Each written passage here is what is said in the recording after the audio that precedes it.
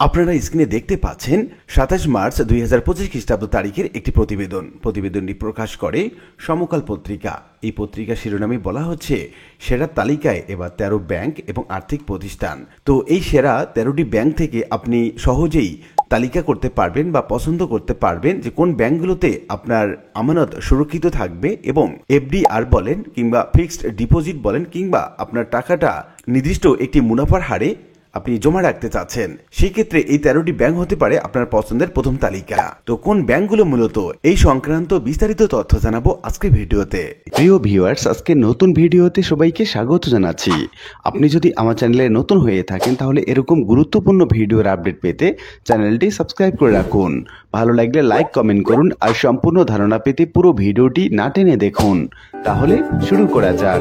Sustainability rating এ শীর্ষে রয়েছে 10টি ব্যাংক এবং 3টি আর্থিক প্রতিষ্ঠান। গতকাল বুধবার তাদের নাম প্রকাশ করেছে বাংলাদেশ ব্যাংক। এই তালিকায় স্থান পাওয়া সব প্রতিষ্ঠানই বেসরকারি খাতের। এবার সরকারি মালিকানায় কোনো ব্যাংক বা আর্থিক প্রতিষ্ঠান এই তালিকায় স্থান পায়নি। শীর্ষ ব্যাংক এবং আর্থিক প্রতিষ্ঠানের তালিকা করা হয় মূলত 5টি উপাদানের প্রায় 150টি বিষয়ের উপর ভিত্তি করে।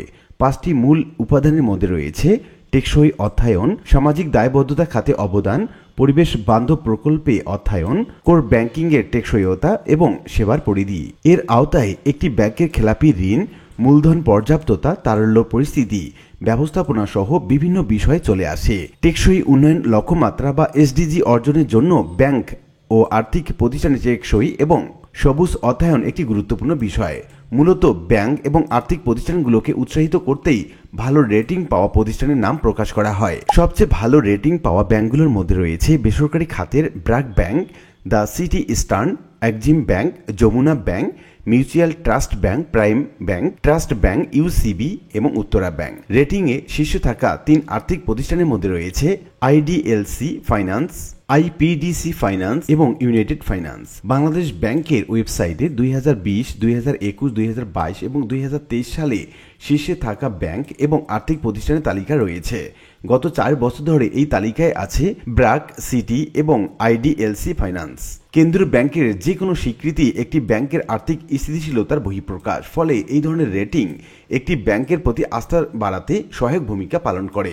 বাংলাদেশ ব্যাংকের নীতিমালা অনুযায়ী রেটিং দেওয়ার ক্ষেত্রে 5টি মূল উপাদানের মধ্যে রয়েছে টেকসই অর্থায়ন বলতে কার্বন নিঃসরণ হ্রাসের মাধ্যমে পরিবেশ বিপর্যয় কমানোর পাশাপাশি বেশি কর্মসংস্থান সৃষ্টি হয় এমন খাতের বিনিয়োগকে বোঝানো হয়। এছাড়া সামাজিক দায়বদ্ধতা খাতে ব্যাংকগুলোর অবদান। কেন্দ্রীয় ব্যাংকের এই সংক্রান্ত বিভিন্ন পূর্ণ অর্থায়ন কর্মসূচির আওতায় ঋণ বিতরণ বিবেচনায় নেওয়া হয়। কোর ব্যাংকিং সাস্টেনেবিলিটির অন্যতম গুরুত্বপূর্ণ বিষয়, কেননা এক্ষেত্রে ওই প্রতিষ্ঠানের ক্যামেলস তথা মূলধন পর্যাপ্ততা, ঋণের গুণগত মান, ব্যবস্থাপনা দক্ষতা, আয়, তারল্য পরিস্থিতি এবং সংবেদনশীলতার বিষয়টি দেখা হয়। আবার ব্যাংকটির একক গ্রাহকের ঋণ সীমা অতিক্রম করেছে কিনা, পরিচালকদের হস্তক্ষেপ, খেলাপি ঋণ কতটা, এসব বিষয় যাচাই করা হয়। আরেকটি বিষয় হলো ব্যাংকের সেবার পরিধি। এক্ষেত্রে শাখা, উপশাখা, এজেন্ট ব্যাংকিং, এটিএম বুথ সহ বিভিন্ন স্থাপনার বিষয়টি বিবেচনায় নেওয়া হয়। অভ্যন্তরীণ কাজে কাগজ ব্যবহার কমানো, সৌর বিদ্যুতের ব্যবহার বাড়ানো ইত্যাদি গুরুত্ব পায়। তো ইতিমধ্যে আপনারা জেনে গেছেন ভালো রেটিংয়ে থাকা ব্যাংকগুলোর মধ্যে প্রথমেই হচ্ছে ব্র্যাক ব্যাংক, তারপর হচ্ছে সিটি ব্যাংক, তারপর হচ্ছে ইস্টার্ন ব্যাংক, তারপর এক্সিম ব্যাংক, তারপর যমুনা ব্যাংক, এমটিবি অর্থাৎ মিউচুয়াল ট্রাস্ট ব্যাংক, তারপর আছে প্রাইম ব্যাংক, তারপর ট্রাস্ট ব্যাংক, তারপর ইউসিবি এবং উত্তরা ব্যাংক।